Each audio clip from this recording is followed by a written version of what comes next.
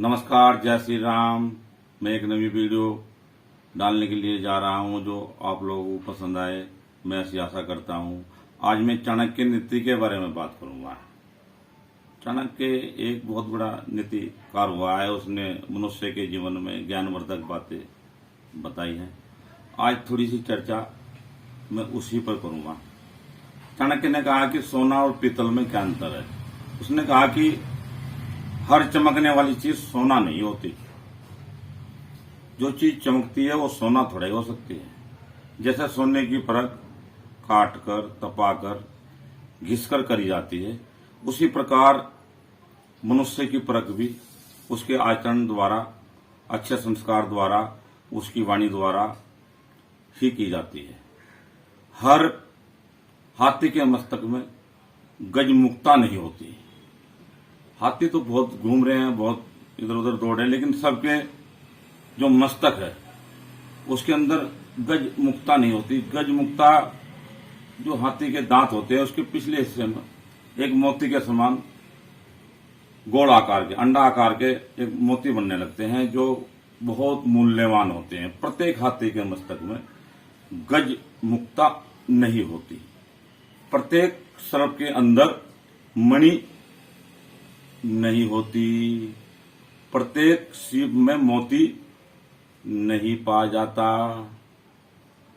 चाणक्य ने ये बातें बिल्कुल साफ तरीके से लिखी जो मनुष्य अपने जीवन में उतार ले। जो मनुष्य धन की रक्षा नहीं करता, जो आपत्ति काल के लिए धन की रक्षा नहीं करता, वो कभी भी संकट में फंस सकता है। मनुष्य को अपने जीवन काल में धन की रक्षा करनी बहुत आवश्यक है। जैसे घड़े में थोड़ा थोड़ा जल डालते हैं, बूंद बूंद से घड़ा भर जाता है, उसी प्रकार से मनुष्य थोड़ा थोड़ा पैसा इकट्ठा करके धन की रक्षा करनी चाहिए। वो आपत्ति काल में उसके काम आएगा। जब संकट की घड़ी होगी, वो पैसा बचा है धन उसके काम आएगा। जब धन अधिक मात्रा में इकट्ठा हो जाए, जैसे तालाब में अधिक मात्रा से जल इकट्ठा हो जाता है, तो उसमें से कुछ बाहर निकाल देना चाहिए। उस पैसे को थोड़ा सा खर्च कर देना चाहिए, किसी धार्मिक काम में या मकान में, किसी भी चीज में उसे थोड़ा निकाल देना चाहिए और उसमें ताजा जल भर देना चाहिए। उस तालाब में ताजा जल भर देना चाहिए। उसी प्रकार उस पैसे को फिर से इकट्ठा करना चाहिए। आपत्ति काल के लिए धन की रक्षा करनी बहुत आवश्यक है। भैया सवाल पूछिए, वो पसंद करिए। मित्र की परिभाषा क्या होती है और सच्चा मित्र किसे कहा जाता है? मित्र की परिभाषा तो बहुत बड़ी होती है। मित्र तो बड़े भाई से भी बढ़कर माना गया है, जो सच्चा मित्र है। और जो कुमित्र है वो तो एक शत्रु से भी परे है। जो कुमित्र है, जो आप के सामने तो मीठी मीठी बातें करता है और पीठ पीछे आपकी बुराई कर कर आपका काम बिगाड़ देता है। ऐसे मित्र को त्याग देना चाहिए। ऐसा मित्र अपने पैरों पर कुल्हाड़ी मारने के बराबर है। जो सामने तो मीठी मीठी बातें करता है, आपसे बातें लेता है और बाद में आपकी बुराई कर कर आपका सारा काम खराब कर देता है। और वह मित्र उस घड़े के समान है जिसमें अंदर तो गोबर भर दिया गया हो और बाहर थोड़ा सा मक्खन डाल दिया गया हो। ऐसे मित्र का त्याग कर देना चाहिए। वो मित्र कहलाने योग्य ही नहीं, अपने पैरों पर कुल्हाड़ी मारने के बराबर है। वो शत्रु से भी बड़ा शत्रु है। मित्र हुई जो मित्र के अड़े में काम आए। जहां मित्र का पसीना डले वहां अपना खून बहा दे। आपत्ति काल के समय, शमशान जाते समय, और जब मनुष्य बीमार पड़ जाता है, सच्चे मित्र की परख होती है। जो मित्र शमशान जाते समय साथ हो, जो आपत्ति काल में कंधे से कंधा मिलाकर चले, उसे छोड़कर ना भागे, साथ हो। जो मित्र के पसीने के बदले अपना खून बहा दे, वो सच्चा मित्र जो परिवार की युक्तियों के साथ गलत संबंध रखता है, उन मित्र से मित्रता रखता है और तरह तरह की मीठी मीठी बातें तो सामने करता है और पीठ पीछे उसकी बुराई करता है, ऐसे मित्र का त्याग करने में ही सबसे ज्यादा फायदा है। और मैं एक छोटी सी बात बताता हूं। एक बंदर एक मगरमच्छ में याराना था। मगरमच्छ नदी में रहा करता था और बंदर एक जामुन के पेड़ पर रहा करता था। और वे दोनों में दोस्ती किनारे पर आ जाता, दोनों आपस में बात करते और वो बंदर उसके लिए मीठी मीठी जामुन पेड़ को लाकर नीचे पानी में डाल देता। वो आराम से खाता और अपने घर लौट जाता। ये नियम प्रतिदिन चलता रहा और वह उसके आने का इंतजार करता। बंदर जो है उसके आने का इंतजार करता कि मेरा दोस्त मगरमच्छ नहीं आया, आज क्या कारण है। और ऐसे ही सिलसिला चलता रहा। एक दिन बंदर ने कहा कि मेरे दोस्त, आप तो इस पेड़ की जामुन रोज ही खाते हैं, एक दिन तुम मेरी भाभी के लिए अपने घर थोड़ी जामुन लेकर जाना। तो थोड़ी सी जामुन एक दिन अपनी पत्नी के लिए लेकर गया। उसकी पत्नी ने वह जामुन खाई, वो उसे बहुत मीठी और स्वाद लगी। उसने कहा कि ये जामुन आप कहां से लेकर आए हो। उसने कहा मेरा मित्र बंदर है, वो मुझे रोज मीठी मीठी जामुन खवाता है, आज तुम्हारे लिए भी लेकर आया हूं। कहने जो बंदर इतनी मीठी मीठी जामुन खाता है उसका दिल तो बहुत मीठा होगा, मुझे तो उसका दिल चाहिए, उसका दिल खाना है। मगरमच्छ ने कहा नहीं, मैं ऐसा नहीं कर सकता, वो तो मेरा मित्र है, मैं उसका दिल भला आपको लाकर कैसे दूं। उसने कहा नहीं, बाल हट, योग हट और त्रिया हट, ये 3 हट बहुत हट्टी किस्म की होती हैं। वो पत्नी की बात मान जाता है, कहता है कि मैं कल ही अपने मित्र का दिल लाकर तुम्हें दे दूंगा। और वह दोपहर के समय फिर जाता है किनारे पर और जो है बंदर उसे देखकर बहुत खुश होता है, उछल कूद करता है और कहता है मित्र, मैं तुम्हारे लिए मीठी मीठी जामुन पानी में गेर देता हूं, आप खा लेना। वह फिर से पेड़ को हिलाता है और जामुन मीठी मीठी पानी में आती है और बंदर वो जो है मगरमच्छ उन जामुनों को खा लेता है। मगरमच्छ कहता है कि दोस्त, तुम मुझे रोज दावत देते हो, मैं तुमसे बहुत खुश हूं और आपकी भाभी ने कहा है कि आप आज की दावत हमारे यहाँ स्वीकार करो और आप हमारे साथ चलो। बंदर ने कहा नहीं नहीं नहीं भाई, मैं पेड़ पर ही खुश हूं, मैं बिल्कुल नहीं जाऊंगा। कहना नहीं, आपको मेरे साथ जाना ही होगा। जब वो अनुग्रह करता है, बाबा विनती करता है, तो बंदर उसकी पीठ पर बैठकर चल देता है। और जब जो है दरिया के बीच में जाते हैं, नदी के बीच में जाते हैं, पानी अधिक गहराई में पहुंच जाता है, तो मगरमच्छ कहता है कि भैया बंदर, दावत का तो बहाना है, मेरी पत्नी को तुम्हारा दिल खाना है। बंदर कहने लगा यार आज तो जो गड़बड़ हो गया काम, ये तो मुझे मार देगा। उसने कहा भैया रुको रुको रुको, ठहरो, ये तो गलती हो गई। क्या बात? कहना मेरा दिल तो उस जामुन के पेड़ पर टंगा रह गया, उसे तो मैं लाना ही भूल गया। चलो चलो पेड़ के पास वापस जाते हैं और उस दिल को लेकर आते हैं। भाभी ने कोई फरमाइश की और मैं पूरी ना कर सकूं, ऐसा तो कभी हो ही नहीं सकता। उसने कहा भैया तो दिल के तो ऊपर सारा मामला ही है। कहना चलो चलो। वह जैसे ही किनारे पे गया वैसे ही बंदर कूदकर पेड़ पर चढ़ गया, कहने लगा जा, ऐसी मित्रता मैं नहीं रखता जिसमें अपनी जान गंवानी पड़े। आज से तुम्हें यहाँ आने की कोई आवश्यकता नहीं। तो ऐसी मित्रता से क्या लाभ, ऐसी दोस्ती से क्या लाभ। मित्रता अपने बराबर वाले के साथ ही करनी चाहिए। तुम अगर किसी छोटे व्यक्ति से मित्रता करोगे तो रोज बीमार रहेगा, रोज कुछ ना कुछ आपसे मांगता रहेगा, कुछ ना कुछ परेशानी बताता रहेगा, आप भी दुखी रहोगे और आपका मित्र भी दुखी रहेगा। मित्र की परिभाषा बराबर वाले के साथ होनी चाहिए। जैसे कृष्ण अर्जुन, जैसे कृष्ण सुदामा, जैसे राम सुग्रीव, जैसे राम विभीषण, ये ऊंचे कोटि के मित्र थे।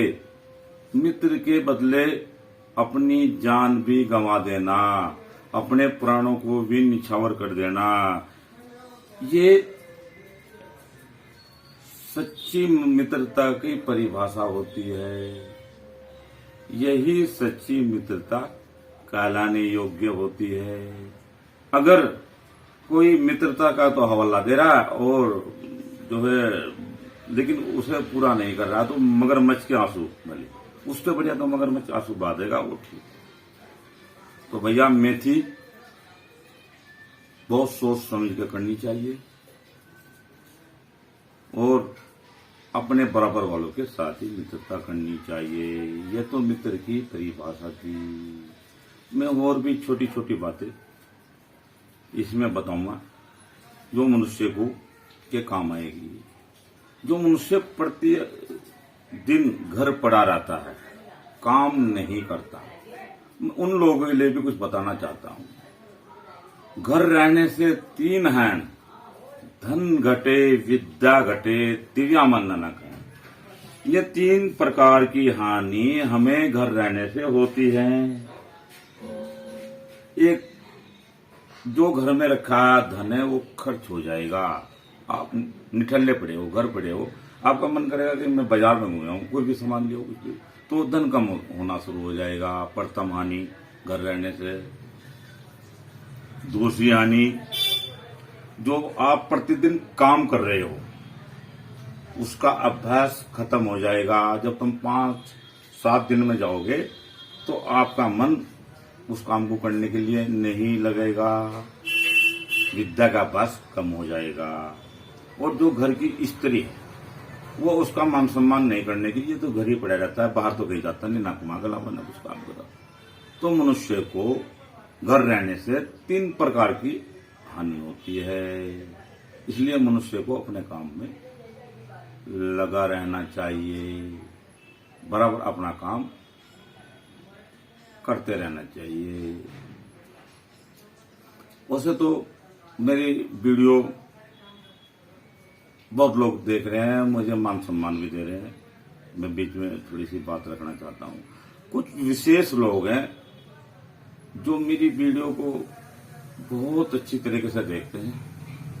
उन्हें मेरी नई वीडियो के आने का बहुत बेसब्री से इंतजार रहता है। मैं उन्हें बहुत प्यार करता हूँ, जिससे वो भी मुझे बहुत प्यार करते हैं। अच्छे लोग हैं, मेरे से बात तो नहीं करते, मिलते हैं लेकिन कोई बातचीत नहीं होती। और बढ़िया लोग हैं, अच्छे लोग हैं। वो उसी तरह हैं जैसे 3 प्रकार के व्यक्ति होते हैं। एक तो बेर की तरह, एक बादाम की तरह और एक अंगूर की तरह। जो बेर की तरह व्यक्ति होता है वो बाहर से भी कठोर होता है और अंदर से भी कठोर होता है। जो बादाम की तरह व्यक्ति होता है वो बाहर से तो कठोर होता है लेकिन अंदर से मीठा और जो है स्वाद देने वाला और आदमी को पुष्ट करने वाला होता है। अंगूर, जो अंगूर की तरह व्यक्ति होता है, अंगूर बाहर से भी मुलायम है और अंदर से भी। ये बादाम की तरह है। जैसे एक बादाम को आप अंदर से फोड़ोगे तो उसमें तो मीठी मीठी मीठी गिरी निकलेगी जो आपके शरीर को पुष्ट करेगी और आपके उसको भी। मैं इनके लिए एक शेर कहना चाहता हूँ, एक छोटा सा शेर। मैं उसे शहरों शहरी नहीं करता, जानता सब कुछ, लेकिन मैं कहना चाहता हूँ। खुशी, मुझे खुशी नहीं गम चाहता हूँ, खुशी उनको दीजिए जिन्हें हम चाहते हैं। मैं ईश्वर से यही प्रार्थना करूंगा कि उनका रोजगार, उनका कारोबार और उनकी बुद्धि वे ईश्वर में लगे और भजन करें और वे अच्छे जो है रास्ते को अपनाएं और जो है और परमात्मा की असीम कृपा उन पर बनी रहे। मैं इससे आगे बढ़ता हूं। अगर पूरा परिवार समाप्त हो रहा है, उसमें तो एक व्यक्ति देना पड़े तो दे देना चाहिए। अगर एक गांव के लिए एक परिवार जा रहा है तो उसे दे देना चाहिए। अगर एक शहर के लिए एक गांव जा रहा है तो उसे दे देना चाहिए। अगर पूरे देश के लिए एक शहर जा रहा है तो उसे दे देना चाहिए। अगर हमारा पूरा परिवार बच रहा है और एक व्यक्ति जा रहा है तो दे दो। अगर हमारा पूरा गांव बच रहा है उसमें से एक परिवार जा रहा है तो दे दो। अगर हमारा पूरा शहर बच रहा है और उसमें एक गांव जा रहा है तो दे दो। अगर हमारा पूरा देश बच रहा है और एक पूरा शहर जा रहा है तो दे दो। मैं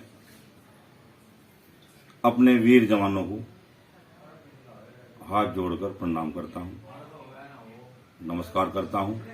मेरे वीर जवान सरहदों पर हमारे रक्षा करते हैं। जो हम रात्रि में सोते हैं आनंद से, हमारे वीर जवान वहां पर पहरा देते हैं और दुश्मनों से हमारी रक्षा करते हैं। मैं हाथ जोड़कर बार बार प्रणाम करता हूं, नमस्कार करता हूं। वे हिम की ऊंचाइयों पर सरहदों पर पहरा देते हैं, बर्फों पर जहां बर्फ पड़ा है। वे समुद्र की गहराइयों तक पहरा देते हैं।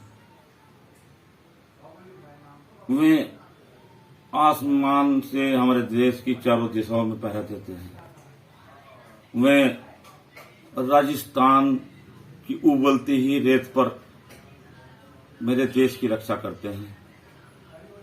मैं ऐसे वीरों को बार बार नमस्कार करता हूं। ऐसे जो सुखों से भी वंचित हैं, जो बहुत बहुत दूर से आकर, भारत से आकर हमारे देश की रक्षा करते हैं। ऐसे फूल, हिंदू मुस्लिम सिख ईसाई सभी का लक्ष्य है कि हम भारत माता की रक्षा करें। बाग में अनेकों प्रकार के फूल खिलते हैं। अगर एक ही फूल पूरे बाग में हो तो वो न तो सुगंध देगा न बढ़िया लगेगा। इसी प्रकार से हिंदू मुस्लिम सिख ईसाई इन्हीं को सभी ये जो सुगंधित फूल हैं, बढ़िया बढ़िया फूल, इनसे ही बढ़िया महकती है। और मैं अपने देश के बच्चों को या जवानों को यही कहूंगा, जो भरा नहीं है भाव से, बहती जिसमें मझधार नहीं, वह नर नहीं पत्थर है जिसको देश का प्यार नहीं। जो देश से प्यार करना नहीं जानता, जो इस मिट्टी को मस्तक पर लगाना नहीं जानता, वो पत्थर के समान है। वो पत्थर के समान माना गया है। ऐसा व्यक्ति तो पत्थर के समान है। मैं ईश्वर से यही प्रार्थना करूंगा हाथ जोड़कर कि मुझे भारत की मिट्टी में पैदा करना और भारत की मिट्टी में ही जो है अंत में लीन कर देना। मैं बार बार भारत में ही जन्म लेना चाहूंगा। मैं ये नहीं कहता कि और देश बढ़िया देश नहीं है, लेकिन मेरा देश सबसे बढ़िया देश है। मैं किसी की निंदा तो नहीं करता, लेकिन मैं ये कहता हूं कि मेरा देश सबसे बढ़िया देश है। जहां डाल डाल पर सोने की चिड़िया करती है बसेरा, वो भारत देश है मेरा। जहां सूरज सबसे पहले आकर डाले अपना फेरा, वो भारत देश है मेरा। मैं ऐसी वीरांगनाओं को, जो ऐसे सपूतों को जन्म देती हैं, जो ऐसे वीरों को जन्म देती हैं, मैं बार बार प्रणाम करता हूं, नमन करता हूं कि वह ऐसे सपूतों को जन्म देती है जो सरहदों पर रक्षा करते हैं। हमारा देश का बच्चा बच्चा अपने देश के लिए मर मिटने के लिए तैयार है। उनका एक एक खून का कतरा हमारे देश के लिए। मिटने के लिए कुर्बान है। मैं ऐसे योद्धाओं को जो अंतिम सांस तक लड़ते रहे देश के लिए और अपने प्राणों की भी आहुति दे दी, मैं हाथ जोड़कर उन सभी सैनिकों को बार बार नमस्कार करता हूं, प्रणाम करता हूं कि वे उन्हें जो बेचारे इस देश से चले गए उन्हें स्वर्ग की प्राप्ति हो और फिर से हमारे देश में पैदा होने की जागृति प्रदान हो। चाणक्य की कुछ और बातों पर भी प्रकाश डालता हूं। वैसे तो बहुत सी बातें हैं, लेकिन मैं चाणक्य की और भी बातों पर प्रकाश डालता हूं।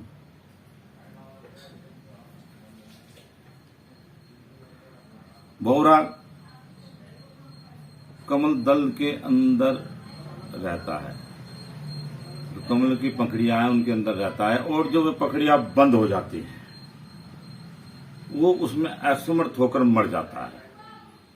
यानी कठोर से कठोर लकड़ी में छेदन करने वाला भौरा कमल की मुलायम पंखड़ियों को छेद कर बाहर नहीं निकल सकता पाता, वह असमर्थ होकर उसमें मर जाता है। जिसे प्यार मिलता हो, सुगंध मिलती हो जिस व्यक्ति को, वह प्यार का बंधन बहुत मजबूत होता है, वो उसी में असमर्थ होकर मर जाता है, उससे बाहर नहीं निकल सकता। प्यार का बंधन सबसे मजबूत बंधन। वाणी की मधुरता होनी बहुत जरूरी है। मनुष्य के अंदर वाणी की मधुरता होनी बहुत जरूरी है।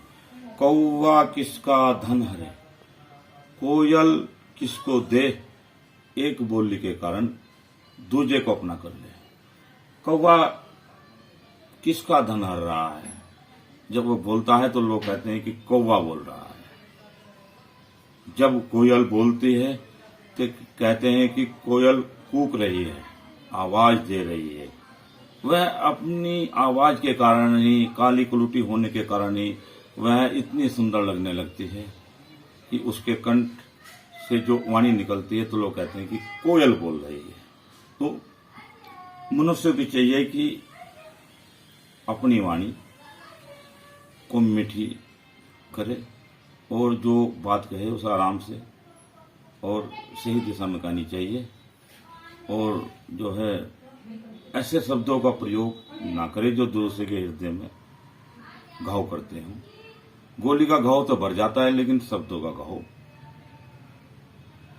नहीं भरता। मनुष्य को चाहिए कि अपनी वाणी को सही दिशा में बोलना चाहिए। जो व्यक्ति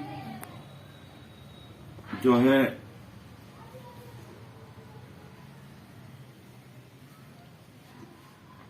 प्रत्येक जाति की स्त्रियों से संभोग की इच्छा रखने वाला,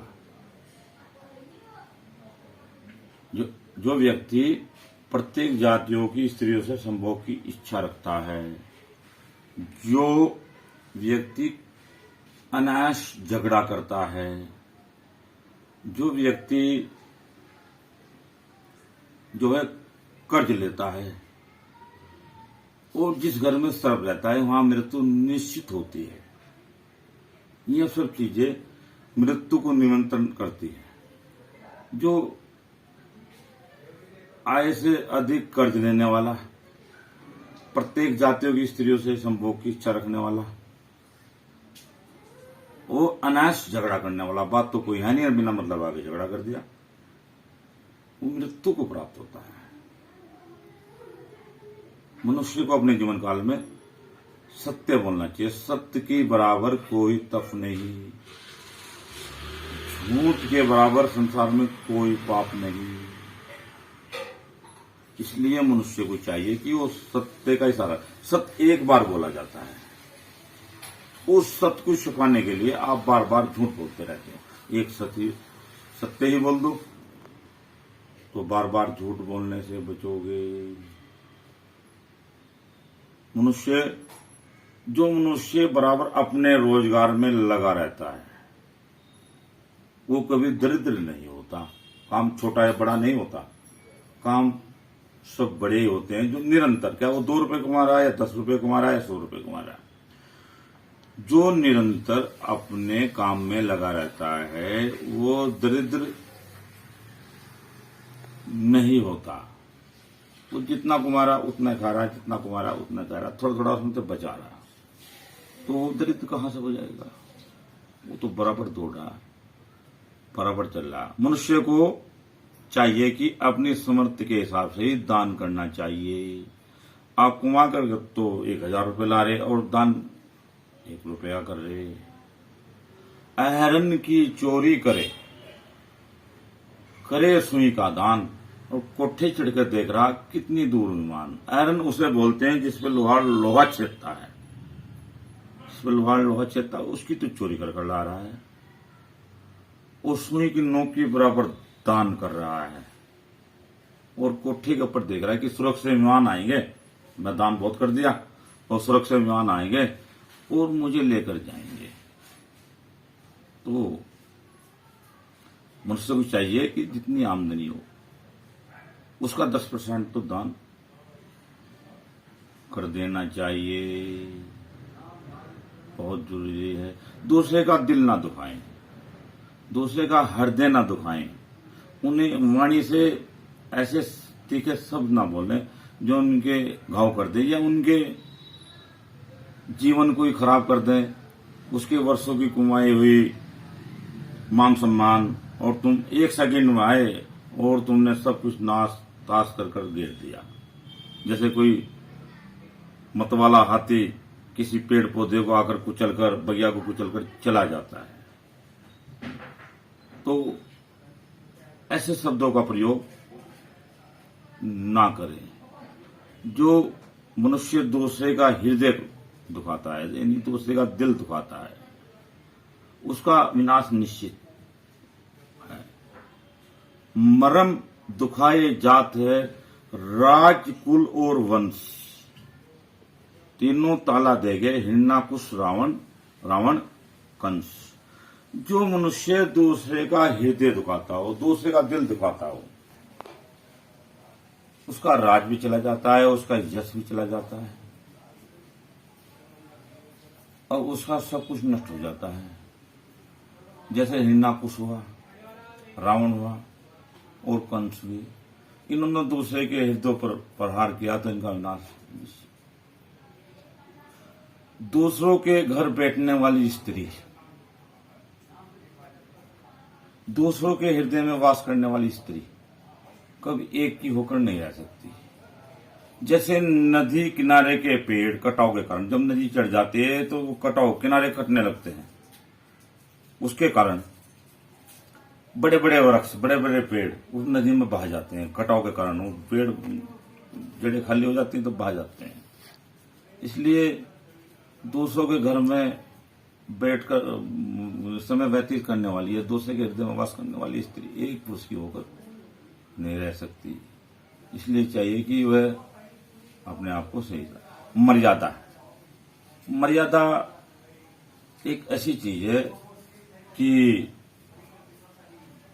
एक नदी बह रही है, अगर वह सीमित मात्रा में चल रही है, बह रही है, पानी दे रही है, तो वह सिंचाई कर रही है, पेड़ पौधों को उगा रही है, उन्हें पानी हवा मिल रहा है, सही चल रही है। अगर वह उसके अंदर सूख गई, पानी कम होगा तो पेड़ पौधे सूख गए, तो वह जो है मर्यादा में नहीं है, या फिर वो उफान पर है, बहुत तेजी से बह रही है, बहुत तेजी से पानी दौड़ रहा है, वो मर्यादा से बाहर बह रही है। ये यानी कि जैसे नदी मर्यादा में बहती है, उसी प्रकार को मनुष्य को अपनी मर्यादा में रहना चाहिए। अपनी वाणी को सोच समझ कर बोलना चाहिए। अगर आप बोलना नहीं जानते तो चुप रहिए, किसी से कुछ भी ना बोलिए, और जब बोलिए तो हमारी वाणी को सब लोग सुने, सब अच्छा करें। ज्यादा बोलने से अच्छा मत बोलिए। इसलिए मर्यादा में रहकर मनुष्य को अपना कार्य करना चाहिए, ना तो नीचे ना ऊपर। ये मैंने जो नदी के बारे में, इसके बारे में बताया। जो माता पिता अपने बालकों को नहीं पढ़ाते, नहीं शिक्षित करते, उनके बालक उसी प्रकार रह जाते हैं जैसे हंसों के बीच बुगला, यानी सफेद तो है लेकिन गुणवान नहीं है। इसलिए प्रत्येक मनुष्य को चाहिए कि अपने बच्चों को पढ़ाएं, लिखाएं, शिक्षित करें, उन्हें ज्ञान दें, जिससे कि आगे बढ़ के देश की उन्नति करें, देश का कार्य करें और अपने उज्जवल भविष्य में आगे बढ़ें। माता पिता को चाहिए कि अपने बच्चों को शिक्षित करें। मूर्ख से, अगर मूर्ख व्यक्ति है तो उससे 10 कदम हटकर रहना चाहिए, उससे वार्तालाप नहीं करनी चाहिए, क्योंकि वह अपनी संख्या के कारण आपको कांटे ही चुभाता रहेगा। मूर्ख व्यक्ति 2 पैरों वाला पशु होता है, पशु के समान है। वो अपनी वाणी से कुछ ना कुछ बोलता रहेगा उल्टा सीधा। आप उससे थोड़ा पीछे हट जाइए, उससे दूरी बना लीजिए। वो तो 2 पैरों वाला पशु है। मूर्ख व्यक्ति 2 पैरों वाला पशु के समान बताएगा। न तो विद्या है, न ज्ञान है, न किसी आचरण में खड़ा है। ऐसे मनुष्य से 10 कदम पीछे हटने के लिए चाणक्य ने साफ बोल दिया, ऐसे मनुष्य का संग करना वर्जित, ऐसे मनुष्य का संग नहीं करना चाहिए। जो नीच व्यक्ति है, जो नीचता से परिपूर्ण है, जो दूसरे की निंदा करता हो, दूसरे में बुराई ढूंढता हो, अपने आप को महान समझता हो और दूसरे की बुराई में ही अपना भला समझता हो, ऐसे व्यक्ति का त्याग कर देना चाहिए। नीच न छोड़े नीचता, हल्दी तजे न रंग, 70 मसाले डालिए, कुढ़ी तजे न गंध। नीच व्यक्ति अपनी नीचता से कभी बाज नहीं आएगा, वो बराबर नीचता का प्रमाण देता ही रहेगा। कुढ़ी के अंदर तुम 70 प्रकार के मसाले डालो सुगंधित करने के लिए, लेकिन वह उसमें गंदगी ही मिलेगी। इसलिए नीच व्यक्ति से हटके रहो, उसकी वाणी पे कोई ध्यान ना दो। किसी आदमी ने हमें कुछ भी कह दिया किसी व्यक्ति के बारे में और हमने उस पर अमल कर लिया, उसके बारे में कुछ भी कर दिया, ये सत्य नहीं। ऐसा कभी नहीं करना चाहिए। पहले उसके बारे में सही से देख लो, भाल लो, अपनी आंखों से देखो, अपने हिसाब से देखो। क्या पता वो उसके बारे में कुछ गलत ही मैसेज ला रहा हो, और उसके बाद उससे बात करो, उससे समझाओ, उसे बुझाओ। उसके बाद वो कई रास्ते हैं, वो उसके बाद लड़ाई झगड़े का रास्ता तो बहुत बाद का है, अंत का है। उससे पहले तो कई सारे रास्ते हैं। इसलिए मनुष्य को चाहिए कि दूसरे की सुनी सुनाई बातों पर ध्यान ना दे, अपनी नेत्रों का प्रयोग करे, अपने कानों का प्रयोग करे। हमारी 10 इंद्रियां होती हैं, इन सब का प्रयोग करके और जब जाके कोई निर्णय लेना चाहिए। बड़ी समझदारी से मनुष्य को निर्णय लेना चाहिए। हमारी प्रकृति में हमारा शरीर 5 तत्वों से बना है, जल, अग्नि, आकाश, पृथ्वी। हमारा ये शरीर 5 तत्वों से बना है। इसमें 3 गुण है, सात्विक, राशिक और तामसिक। इस पूरी पृथ्वी में 3 गुण है और 3 ही समय है। भूतकाल जो बीत गया, वर्तमान जो चल रहा है, भविष्य काल जो आने वाला है। इसी प्रकार से मनुष्य की भी 3 उपलब्धियां हैं, बचपन, जवानी और बुढ़ापा। इसी प्रकार 3 ऋतुएं हैं, जैसे बरसात, सर्द और गर्मी। ये 3 ही प्रकार की पूजा होती हैं। जैसे सात्विक पूजा, सात्विक पूरब दिशा की ओर या उत्तर दिशा की ओर मुंह कर की जाती है। कुशा का आसन होता है और हवन वगैरह या आहुति डालकर परमात्मा की प्राप्ति के लिए या ईश्वर की आराधना के लिए या मनन से, मन से, उसे कहते हैं सात्विक पूजा। यानी कि उसमें आपका कोई प्रलोभन नहीं है, आप कुछ भी नहीं मांग रहे हैं उसमें, आप सिर्फ अपनी मोक्ष की प्राप्ति के लिए परमात्मा का भजन कर रहे हो, उसे याद कर रहे हो, उसे बोलते हैं सात्विक पूजा। राजसिक पूजा, मुझे मेरा घर बढ़िया हो, मेरा रोजगार ठीक चल जा, मेरे पास धन आ जा, और जो है मैं बहुत धनवान हो जाऊं, और मेरा मान सम्मान अधिक बढ़ जा, और वह जो है उत्तर दिशा की ओर मुंह करके और मनचाहे आसन पर बैठकर उसमें जो है घर वगैरह सामग्री डालकर और वह पूजा की जाती है, जो अपने सुख के लिए की जाती है। 2 पूजा, अब तीसरी पूजा जो अर्धरात्रि को होती है, आधी रात्रि को होती है, दूसरे के विनाश के लिए होती है। दक्षिण दिशा की ओर मुंह होता है।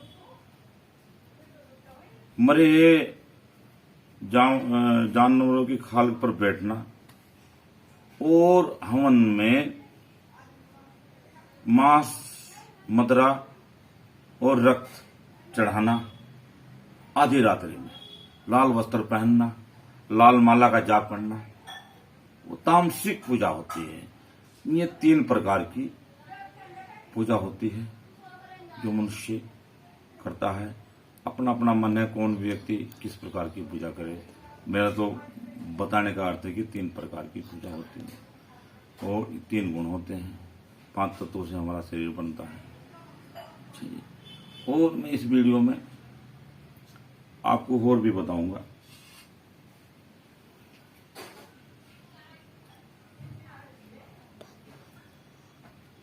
प्रत्येक चीज का जोड़ा होता है, जैसे दिन और रात, सच और झूठ, और जैसे सुख और दुख, जैसे मृत्यु और जीवन। ये चीजों का सबका परमात्मा ने जोड़ा बना है, एक दूसरे के बिना। जैसे स्त्री और पुरुष एक दूसरे के साथ जुड़े हैं और ये एक दूसरे के साथ रहते हैं। इसलिए मनुष्य को चाहिए कि वह प्रतिदिन ईश्वर की आराधना करे। एक मंत्र का आधा मंत्र, उसका भी आधा मंत्र प्रतिदिन जपने से मनुष्य बहुत कुछ इकट्ठा कर सकता है। और मैं वीडियो सभी लोगों से हाथ जोड़कर विनती करता हूं जो वीडियो देख रहे हैं कि मेरी इस वीडियो को लाइक कर देना, और अगर इसमें मेरे से कहीं गलती हो तो मैं हाथ जोड़कर क्षमा चाहूंगा। और वीडियो ज्यादा लंबी ना हो, मैं अपनी वाणी को यहीं विराम दूंगा।